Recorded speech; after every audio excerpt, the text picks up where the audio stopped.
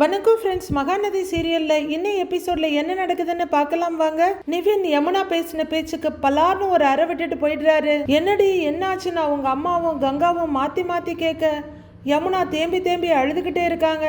என்னடி இது, ஜெயா அவன் இப்படிலாம் கையை நீட்டுவானா? நான் அவனை இப்படிலாம் யோசிக்கவே இல்லைங்கிறாங்க அத்தை. நானும் தான் மதனி, அதுவும் நாம எல்லாமே இங்க இருக்கிறப்பவே இப்படி கைய நீட்டுறானா?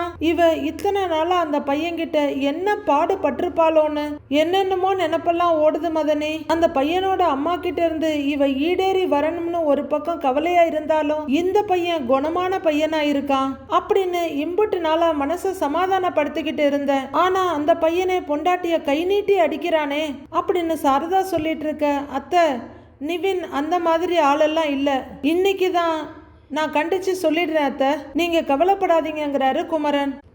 என்னைக்கும் அப்படி நடந்துக்காதவர் இன்னைக்கு அப்படி நடந்துக்கிறாருன்னா இவ வாய் சரியில்லை அப்படின்னு கங்கா சொல்ல எல்லாருமே கங்காவை பாக்குறாங்க. என்னடி அப்படி பாக்குற? நானும் கவனிச்சுக்கிட்டு தான் இருக்கேன். நீய ஜாடமாடியா அவரை இன்சல்ட் பண்ணிக்கிட்டே தான் இருக்க, அதான் அவர் இப்படி கை நீட்டுற மாதிரி ஆயிடுச்சு அப்படின்னு கங்கா சொல்ல, ஏண்டி இவளுக்கு வாய் துடுக்கு ஜாஸ்தி தான், அதுக்காக இப்படியா ஒரு பொம்பளை பிள்ளைய அடிப்பான் அப்படின்னு பாட்டி கேக்குறாங்க. அதானே இவ வாய் துடுக்கா பேசுறானா, நம்ம இத்தனை பேர் இருக்கோம்ல, இப்படி பண்றா செய்யறான்னு நம்ம கிட்ட இல்ல சொல்லி இருக்கணும். அதை விட்டுட்டு கை நீட்டுற பழக்கம் என்ன பழக்கம்னு அத்தையும் கண்டிக்கிறாங்க. டக்குன்னு எழுந்திருக்கிற யமுனா, அம்மா நான் கிளம்புறேன்னு சொல்ல, எங்கடின்னு சாரதா கேக்குறாங்க. எங்க வீட்டுக்கு தான் அப்படின்னு யமுனா சொல்ல, இப்பவே வா, காலையில போலாம் இருங்கிறாங்க சாரதா. இல்லம்மா நான் கிளம்புறேன் அப்படின்னு யமுனா சொல்ல, எதுக்கு நிவின் கிட்ட போய் சண்டை போடணுமா அப்படின்னு கங்கா கேட்க, ஏன் உனக்கும் மாமாவுக்கும் சண்டையே வந்தது இல்லையா அப்படின்னு யமுனா கேட்க கங்கா திகைச்சு போறாங்க. எல்லா ஹஸ்பண்ட் அண்ட் ஒய்ஃப்குள்ளேயும் சண்டை வர்ற மாதிரி தான் எங்களுக்குள்ளேயும் வந்துச்சு, அதுக்காக சண்டை போட்டுக்கிட்டே இருப்போம் அப்படின்னு யமுனா கோவமா கேட்க, ஏண்டி என் மவன் என்னைக்காவது கங்கா கிட்ட கை நீட்டி நீ பாத்திருக்கியா? நான் என் பிள்ளைய அப்படியெல்லாம் வளர்க்கல, யார் கூட யார சேர்க்கிற அப்படின்னு குமரன் அம்மா கோவப்படுறாங்க. அம்மா நான் வர்றேம்மா அப்படின்னு யமுனா வெடுவெடுன்னு பேச, இந்த நேரத்துல எப்படி தனியா போவ, சொன்னா கேளுடி, காலையில போலாங்கிறாங்க சாரதா. இல்லம்மா நான் இப்ப வீட்டுக்கு போயே ஆகணும், என்ன தடுக்காதீங்கன்னு யமுனா சொல்ல, லேசு பட்டவ இல்லடி, இங்கேயே இப்படி சீறிக்கிட்டு நிக்கிற, அங்க போய் அவங்கிட்ட வாயை கொடுத்து வாங்கி கட்டிக்கிட்டு வர போறியா அப்படின்னு அத்தை கேட்டுட்டு இருக்க. யமுனா எந்த பதிலும் சொல்லாம விடுவிடுன்னு வெளியே நடக்கிறாங்க. ஏய் யமுனா யமுனா இந்தாடி அப்படின்னு சாரதாவும், அம்மா யமுனா இங்க பாருமா அப்படின்னு குமரனும் கூப்பிட்டுட்டு இருக்காங்க. சாரதா யமுனாவோட கையை பிடிச்சி, என்னடி நீன்னு கேட்டுட்டு இருக்க, ஏமா நீ வாயை வச்சுட்டு சும்மாவே இருக்க மாட்டியானா அம்மா கிட்ட சங்கடப்படுறாரு குமரன். ஏண்டி இத்தனை பேர் சொல்றோம் கேக்குறாள் அவங்கிறாங்க பாட்டி. யமுனா நான் உன்னை வீட்டுல விட்டுட்டு வரேன்னு குமரன் வர, இல்ல மாமா நானே போயிடுறேங்கிறாங்க யமுனா. ஏய் ரொம்ப ஓவரா பண்ணாதடி, ஏங்க நீங்க போய் இவளை விட்டுட்டு வாங்கங்கிறாங்க கங்கா. அப்படிங்கிற குமரன், அத்தை நான் போய் யமுனாவை வீட்டில் விட்டுட்டு வந்துடுறேன் அப்படின்னு சொல்ல, சரிங்க தம்பி, அப்படியே காவேரியையும் ஒரு எட்டு பார்த்து கையோட அழைச்சிட்டு வந்துருங்க அப்படின்னு சாரதா சொல்ல, டிரைவர் வேலைக்கு ரெடியா இருக்க குமரன் வா யமுனான்னு கூப்பிடுறாரு. யமுனா எல்லாரையும் ஒரு முறைச்சிட்டு வேகமா வெளியே போக குமரன் பின்னாடியே போறாரு. ஏய் கங்கா நான் திரும்பவும் சொல்றேன், நீயும் குமரனும் மரியாதையா கிளம்பி ஊருக்கு வாங்க, அங்க வந்து இருக்கிற வழியை பாருங்க, எனக்கு உன்னை இந்த மாதிரி சூழ்நிலையில விடுறதுக்கு விருப்பமே இல்லை அப்படின்னு அத்தை சொல்ல கங்கா என்ன பண்றதுன்னு தெரியாம முழிக்கிறாங்க. ஏண்டி எப்ப என்ன பேசணும்னு விவஸ்தையே இல்ல, எதையாவது பேசிக்கிட்டு இருக்கிற, கொஞ்ச நேரம் சும்மா தான் இருங்கிறாங்க பாட்டி. நான் சரியா தான் சொல்றேன், பொழுதுனிக்கு இப்படியே பஞ்சாயத்து பண்ண மேனிக்கு இருந்தா இந்த இடத்துல எப்படி ஒரு புள்ளத்தாச்சி நிம்மதியா இருப்பா? எனக்கு என் பேர புள்ளதான் முக்கியம், உங்களுக்கு இதெல்லாம் பழகிடுச்சு, நான் இவளை என்னோட அழைச்சிக்கிட்டு போகத்தான் போறேன், குமரன் போயிட்டு வரட்டும், நான் அவங்கிட்டயே பேசிக்கிறேன் அப்படின்னு அத்தை கோவமா சொல்லிட்டு உள்ளர போயிட இவங்க 3 பேரும் திருன்னு முழிச்சிட்டு ஒருத்தர் பார்த்துக்கிட்டு இருக்காங்க. இப்ப இருக்க அம்மாக்களுக்கெல்லாம் பொண்ணை கல்யாணம் பண்ணி கொடுக்கணும், ஆனா மாப்பிள்ளை வீட்டுக்கு போயிடக்கூடாது, தான் கூடவே இருக்கணும் அப்படின்ற நினைப்பு தான் ரொம்பவே அதிகமா இருக்கு. விஜய் ஏதோ யோசனையா வண்டி ஓட்டிட்டு இருக்க காவேரி சிரிப்போட இருக்கவங்க பாக்குறாங்க. என்னங்கன்னு கூப்பிட்டு பார்த்துட்டு பதில் இல்லைன்னு தோலை தொட்டு என்னங்கன்னு கூப்பிட அப்படின்னு திரும்புறாரு விஜய். என்னங்க நல்லா தானே பேசிக்கிட்டு வந்தீங்க, திடீர்னு இப்படி சைலண்டா யோசிச்சுட்டு இருக்கீங்க அப்படின்னு காவேரி கேட்க, என்னமோ தெரியல காவேரி, ஒரு மாதிரி டிஸ்டர்ப்டாவே இருக்கு, ஒன்னும் இல்ல காலையில சரியாயிடும் அப்படின்னு விஜய் சொல்ல பெருமூச்சு விடுற காவேரி, இன்னும் வெண்ணிலா மேல உங்களுக்கு சாஃப்ட் கார்னர் இருக்குதானே அப்படின்னு கேட்க விஜய் எந்த பதிலும் சொல்லல. எனக்கே அவளை பார்க்க கஷ்டமா தாங்க இருந்துச்சுன்னு காவேரி சொல்ல, எனக்கு அவ மேல சாஃப்ட் கார்னர்லாம் இருக்கான்னு தெரியல, ஆனா அவ புரிஞ்சுக்கிட்டா அவளுக்கும் நல்லது தானேங்கிற மாதிரி ஒரு தாட்.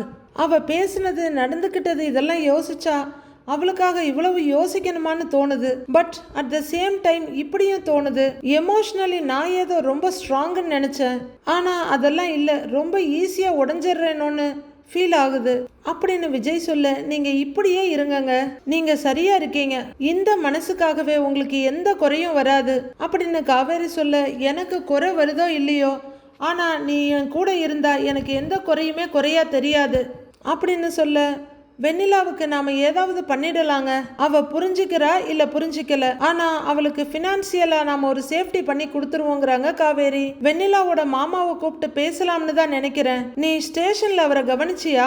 இந்த பசுபதி கிட்ட தேவையில்லாம வந்து மாட்டிக்கிட்டோங்கிற மாதிரி தான் அவர் முழிச்சுக்கிட்டு இருந்தாரு. அவர் நிஜமாவே இன்னோசென்டான ஆள் தான், எல்லார் சொல்றதையும் ஈஸியா அவரு நம்பிடுறாரு, அதனாலதான் அவர் பேரு நம்பிராஜன் போல. மார்னிங் அவரை கூப்பிட்டு பேசலாம்னு தான் இருக்கேன், பண்ணினதெல்லாம் தப்புதான்னு வந்து ஒத்துப்பாருன்னு நினைக்கிறேன், பாப்போம், நான் அவர்கிட்ட பேசுறேங்கிறாரு விஜய். நீ வேற ரொம்ப பயந்துட்டேன்னு சொன்ன, நாம பாப்பாவையும் சேர்த்து ரொம்ப கஷ்டப்படுத்திட்டோம் இல்லைன்னு விஜய் கேட்க, விடுங்க, நம்ம பாப்பா ரொம்ப நல்லா வீரமா பிறக்கும், இப்பவே எல்லா பிரச்சனையும் பார்த்து வளரட்டும், பார்க்க முடியாதுல்ல, அதால ஃபீல் பண்ண மட்டும்தான் முடியும் அப்படின்ற காவேரி வைத்த பார்த்து சிரிக்க, ஆனா ஒண்ணு, எவ்வளோ பெரிய பிரச்சனை வந்தாலும் அம்மா அப்பாவை சிங்கிளா நின்று கூட்டிட்டு வந்துட்டாளேன்னு தான் நினைக்கும் அப்படின்னு விஜய் சொல்ல, அப்பாவும் அம்மா மேல பாசமா தான் இருக்காருன்னு கவனிச்சுக்கிட்டு தான் இருக்கும், இவ்வளவு நல்ல அப்பாவை இந்த அம்மா எப்படி விட்டு கொடுப்பா இல்ல செல்லம் அப்படின்னு வைத்த பார்த்து கேக்குறாங்க காவேரி. ரெண்டு பேரும் ரொம்பவே சந்தோஷமா கார்ல போய்கிட்டு இருக்க, குமரன் யமுனாவை கொண்டு வந்து டிராப் பண்றாரு. உள்ள வாங்க மாமான்னு சொல்லிட்டு யமுனா போய்கிட்டே இருக்க, யமுனான்னு கூப்பிட அவங்க திரும்பி வர்றாங்க. நிவின் கிட்ட சண்டை எதுவும் போட்டுறாதம்மா அப்படின்னு குமரன் சொல்ல, நான் தான் வலிய வம்பிழுக்கிற மாதிரி உங்களுக்கும் தோணுதா மாமா? இல்ல கங்காக்கா சொன்னாலே எனக்கு தான் வாய் சரியில்லைன்னு, அதான் நீங்களும் அப்படி நினைக்கிறீங்களான்னு கேட்டேன் அப்படின்னு யமுனா கேட்க, நான் அப்படி நினைக்கல யமுனா, சாதாரணமா தான் சொன்னேன், நிவின் கோவமா வந்தான், நீயும் அவன் மேல கோவப்பட்ட, அதனாலதான் சொன்னேங்கிறாரு குமரன். நானா சும்மா சண்டையெல்லாம் போட மாட்டேன் மாமா, அதே சமயத்துல ஏன் கண்ணு முன்னாடியே என் வாழ்க்கை பறி போயிருமோன்ற மாதிரி நடந்தா என்னால சும்மா இருக்க முடியல அப்படின்னு யமுனா சொன்ன. என்ன சொல்ற நீன்னு குழப்பமா கேக்குறாரு குமரன். நான் உண்மையை சொன்னா நீங்களும் எனக்கு தான் அட்வைஸ் பண்ணுவீங்க, எதுக்கு அதெல்லாம், நீங்க வாங்க மாமாங்கிறாங்க யமுனா. யமுனா, என்ன பிரச்சனை உனக்கு சொல்லு யமுனா, என்னதான் பிரச்சனை உனக்கு? வாழ்க்கை பறிபோகுதுன்னு என்னமோ பெரிய பெரிய வார்த்தையெல்லாம் பேசுற, அப்படி என்னதான் நடக்குதுன்னு கேக்குறாரு குமரன். ஒன்னும் இல்ல, நிவின தேவையில்லாம காவேரியோட விஷயத்துல அக்கறை காட்ட வேணான்னு சொல்லுங்க, நானும் எந்த பிரச்சனையும் பண்ணாம நல்லபடியா அவரை பாத்துக்கிறேன். காவேரியும் சரி நிவினும் சரி என்னை நிம்மதியாவே இருக்க விட மாட்டேங்கிறாங்க, அடிக்கடி போன்ல பேசிக்கிறாங்க, நேர்ல பார்த்தும் பேசிக்கிறாங்க, எனக்கு இதெல்லாம் சுத்தமா பிடிக்கல அப்படின்னு யமுனா சொல்ல, நீ அவங்கள பழைய மாதிரியே நினைக்கிற, அப்படிலாம் அவங்கள பத்தி நினைக்கிறதே தப்பு யமுனா அப்படின்னு குமரன் சொல்ல, பாத்தீங்களா மாமா, இதத்தான் சொன்னேன், நான் உண்மையை சொன்னா எனக்கு நீங்க அட்வைஸ் பண்ணுவீங்கன்னு, உள்ள வாங்க அப்படிங்கிற யமுனா கடகடன்னு உள்ளர போயிடுறாங்க. குமரனும் வீட்டுக்குள்ள வர, அங்க நிவின் சோஃபால சாஞ்சி கண்ணை மூடி உட்கார்ந்துருக்காரு. வேகமா உள்ளர வர்ற யமுனா அடிச்சிட்டு வந்து, உள்ள நிம்மதியா தூக்கமா அப்படின்னு கத்த, யமுனா அப்படின்னு கூப்பிடுறாரு குமரன். யமுனா வேகமா உள்ளர போயிட, வானே அப்படின்னு நிவின் எழுந்து நிக்க, யமுனாவை விட்டுட்டு போலான்னு தாண்டா வந்தேன், காவேரியை வேற கூட்டிட்டு போகணும், டைம் ஆயிடுச்சுங்கிறாரு. நான் வர்றேன்னு குமரன் திரும்ப, அண்ணே அப்படின்னு நிவின் கூப்பிட, ஆன்னு திரும்புறாரு குமரன். நிவின் என்ன பேசுறது எப்படி பேசுறதுன்னு நிக்க, யமுனா கொஞ்சம் குழப்பத்துல இருக்காடா, எல்லாம் போக போக சரியாயிடும், கொஞ்சம் அட்ஜஸ்ட் பண்ணிக்கோடா, கை நீட்டுறதெல்லாம் வேண்டாம் நிவின், நான் உன் சூழ்நிலையை புரிஞ்சுக்கிறேன் நிவின், யமுனாவுக்கு நான் சப்போர்ட் எல்லாம் பண்ணல, ஆனா கை நீட்டுறது எல்லாருக்குமே சகஜம்தான் அப்படின்னு குமரன் சொல்ல, புரியுதுன்னு, நான் கை நீட்டினது தப்பு தான், அதுவும் அங்க வந்து அப்படி நடந்துகிட்டது ரொம்ப தப்பு தானே, சடனா கோவத்தை கண்ட்ரோல் பண்ண முடியாம அடிச்சிட்டேன்னு, 1000 ரீசன் சொன்னாலும் நான் கை நீட்டினது தப்பு தானே, அதுக்கு நான் சாரி கேட்டுக்கிறேன் அண்ணே, யமுனா அம்மா கிட்டையும் சாரி கேட்டேன்னு சொல்லுங்க அப்படின்னு நிவின் சொல்ல, அதெல்லாம் பரவாயில்ல நிவின், இனிமே கொஞ்சம் கவனமா இருந்துக்கோ அப்படின்னு குமரன் சொல்ல, சரின்ற மாதிரி தலையாட்டுறாரு நிவின். நான் சொன்ன மாதிரி அவ கொஞ்சம் குழப்பத்துல இருக்கா, நீயும் புரிஞ்சு நடந்துக்கோடா அப்படின்னு குமரன் சொல்ல, சரின்னு நிவின் சொல்றாரு. சரிடா நான் கிளம்புறேன் அப்படிங்கிற குமரன் அங்கிருந்து கிளம்பிடுறாரு. ஐ திங்க் எப்படி என்ன ஒரு வார சீரியல் இந்த நைட்டுக்குள்ளேயே தான் போகுன்ற மாதிரி தோணுது. விஜய் காரை ஓட்டிட்டு இருக்க காவேரி முன்னாடி உட்கார்ந்து இருக்காங்க. காவேரி, அங்க லெஃப்ட் சைட்ல ஒரு ஹோட்டல் இருக்கும், அங்க சாப்பிட்டு போயிடலாமான்னு விஜய் கேட்க, சரிங்கங்கிறாங்க காவேரி. காவேரியோட மொபைல் ரிங் ஆக எடுத்து பார்த்துட்டு, குமரன் மாமாங்க, அம்மா தான் கால் பண்ண சொல்லியிருக்கோம் அப்படின்னு சொல்ல எடுத்து பேசுங்கிறாரு விஜய். ஹலோ மாமான்னு காவேரி சொல்ல, காவேரி எங்க இருக்கேன்னு கேக்குறாரு குமரன்.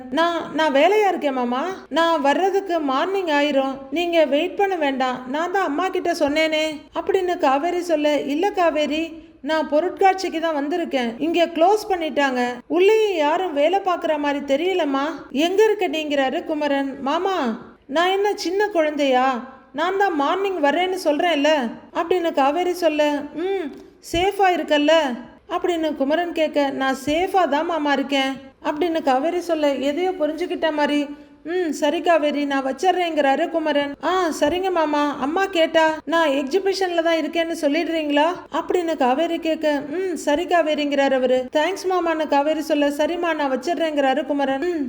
ஓகே மாமான்னு காவேரி போனை வச்சுட்டு, விஜய் கூட தான் இருக்கேன்னு நீ என்கிட்ட சொல்லலாமே காவேரி. சரி, உனக்கு எப்போ எங்க மேலெல்லாம் நம்பிக்கை வருதோ அப்ப சொல்லு, அது வரைக்கும் நான் உனக்கு சப்போர்ட்டா தான் இருப்பேன் அப்படின்னு தனக்குள்ளேயே சொல்லிட்டு ஒரு சிரிப்பு சிரிச்சுட்டு கிளம்புறாரு குமரன். குமரன் கிட்ட சொல்லியிருக்கலாம்லன்னு விஜய் கேட்க, சொல்லியிருக்கலாம் தான், ஆனா என்னமோ என்ன சொல்ல விடாம தடுக்குது அப்படின்னு காவேரி சொல்ல, எனக்கு தெரிஞ்சு குமரன் கெஸ் பண்ணியிருப்பாருன்னு நினைக்கிறேன் அப்படின்னு விஜய் சொல்ல, அதுவும் எனக்கு தோணுதுதான், குமரன் மாமா என்ன வீட்டில் அம்மாவே கெஸ் பண்ணியிருக்கோம் அப்படின்னு காவேரி சொல்ல, ஐயோ என்ன இவ்வளவு ஈஸியா சொல்ற, உனக்கு பயம் இல்லையான்னு கேக்குறாரு விஜய். காய்ச்சி மூச்சுன்னு கத்தும், அப்புறம் கொஞ்ச நேரம் மூங்கி தூக்கி வச்சுக்கும், அப்புறம் சரியாயிரும், அதெல்லாம் எனக்கு பழகிடுச்சிங்க அப்படின்னு காவேரி சொல்ல, நல்லா இருக்கேன்னு விஜய் சிரிக்க காவேரியும் சிரிக்கிறாங்க.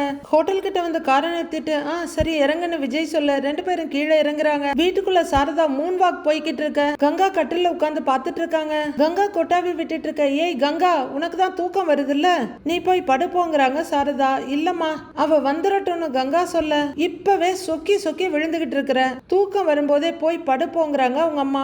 இவ்வளவு நேரம் முழிச்சிட்டு இருக்க கூடாது, இத வேற உங்க அத்தை பார்த்துச்சுன்னா அப்புறம் அதுக்கு வேற சத்தம் போடும் அப்படின்னு சாரதா சொல்லிட்டு இருக்கவே குமரன் உள்ளர நுழையிறாரு. என்னப்பா காவேரி வரலையான்னு அவங்க அம்மா கேட்க, அவ காலையில வருவாத்த, அவ கொஞ்சம் வேலையா இருக்காங்கிறாரு குமரன். வேலையா இருக்காளா?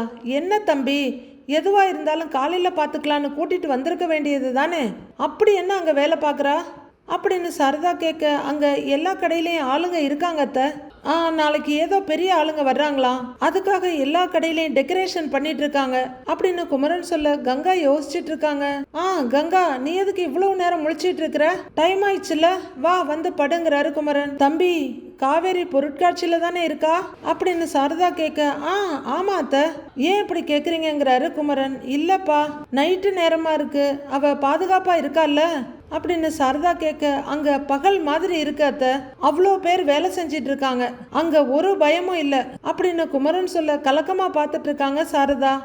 கங்கா, நீ வா போலாம், அத்தை நீங்க போய் தூங்குங்க, காவேரி காலையில வந்துருவா அப்படின்னு குமரன் சொல்ல, சரி தம்பி, யமுனா வீட்டில் எதுவும் பிரச்சனை இல்லையே, யமுனா வீட்டுக்காரர் வீட்டில் இருக்காரா அப்படின்னு சாரதா கேட்க, நிவின் வீட்டில் தான் அத்தை இருந்தான், நடந்ததுக்கு ரொம்ப வருத்தப்பட்டான், உங்ககிட்டயும் மன்னிப்பு கேட்டதா சொல்ல சொன்னான் அப்படின்னு குமரன் சொல்ல, அதெல்லாம் எதுக்குப்பா, அவங்க ரெண்டு பேருக்குள்ள எந்த சண்டை சச்சரவும் இல்லாம இருந்தா அதுவே எனக்கு போதும் அப்படின்னு சாரதா சொல்ல, ஏங்க நிவின் சாரி கேட்டதெல்லாம் ஓகே, யமுனா வாய வச்சுட்டு சும்மா இருந்தாளா இல்ல போனதை ஆரம்பிச்சிட்டாளான்னு கங்கா கேக்குறாங்க. குமரன் என்ன சொல்லலான்னு யோசிக்கிறப்பவே, ஏங்க இங்க இருந்து கிளம்புறப்பவே வம்புழுக்கிற மாதிரி தான் போனா, அதான் கேட்டேன்னு கங்கா சொல்ல, அதெல்லாம் ஒன்றும் இல்லை கங்கா, அவ பாட்டுக்கு அமைதியா போயிட்டா, நிவின் எப்பவும் போலதான் இருந்தான் அப்படின்னு குமரன் சொல்ல, நம்புற மாதிரி இல்லையேன்னு கங்கா பார்க்க யோசனையா பார்த்துட்டு இருக்காங்க சாரதா. இங்க பாருங்க அத்தை, நீங்க எதை நினைச்சும் கவலைப்படாதீங்க அப்படின்னு குமரன் சொல்ல, சரிப்பாங்கிறாங்க சாரதா. கங்கா, நீ வா போலாம் அப்படின்னு குமரன் கூப்பிட கங்கா போறாங்க. மறுநாள் காலையில பொழுது விடிய பசுபதி, ராகினி, வெண்ணிலா அவங்க மாமா 4 பேர் மொட்டை மாடியில நிக்கிறாங்க. பசுபதி வழக்கம் போல பின்மண்டையை தேய்ச்சிக்கிட்டு நிக்கிறாரு. விஜய்க்கும் எனக்கும் கல்யாணம் பண்ணி வைக்கிறேன்னு சொல்லிக்கிட்டு நீங்க பாட்டுக்கு எங்களை ஸ்டேஷன்ல விட்டுட்டு அப்படியே கிளம்பி வந்துட்டீங்க அப்படின்னு வெண்ணிலா பசுபதியை ராகினியை பார்த்து கத்துறாங்க. நீங்க சொல்றத கேட்டதுனால தானே இப்ப விஜயோட வெறுப்பை நான் சம்பாதிச்சுட்டு நிக்கிறேன், லைஃப் லாங் நல்ல ஃப்ரெண்ட்ஸா இருக்கலான்னு விஜய் சொன்னான், இப்போ எதிரிய பாக்குற மாதிரி என்ன பார்த்து பேசிட்டு போறான், இதுக்கு எல்லாமே உங்களால தானே வெண்ணிலா கத்த. ஏய் நிறுத்துறியா, நானும் பார்த்துக்கிட்டே இருக்கேன். வந்ததுல இருந்து நீ என்னையவே குத்தம் சொல்லிட்டு இருக்கிற. நான் என்ன உனக்கு பாதகம் பண்ணணும்னு நினைச்சனா? அந்த விஜய் கூட உன்னை சேர்த்து வைக்க தானே முயற்சி பண்ணனேன். நான் ஒவ்வொரு அடியா பார்த்து பார்த்து திட்டம் போட்டு பண்ணிட்டு இருந்தேன். என் சம்பந்தி விடாப்பிடியா இப்ப வரைக்கும் நம்மள மாட்டி விடாம போலீஸ் கிட்ட அடி வாங்கிக்கிட்டு இருக்காரு. ஆனா நீ என்ன பண்ண? எங்க பேச்ச கேட்காம அந்த காவேரி கூப்பிட்டான்னு அவ கூட போய் எல்லாத்தையும் உளறி கொட்டி மொத்த பிளானையும் சொதப்பி வச்ச. இதோ பாரு, இப்ப நாம எல்லாரும் இப்படி இருக்கிறதுக்கு காரணம் நீதான், நீ மட்டும்தான். நீ அந்த காவேரி கிட்ட உளறுனல்ல, அதுதான் ஸ்டேஷன்ல ஆதாரமா பேசுது.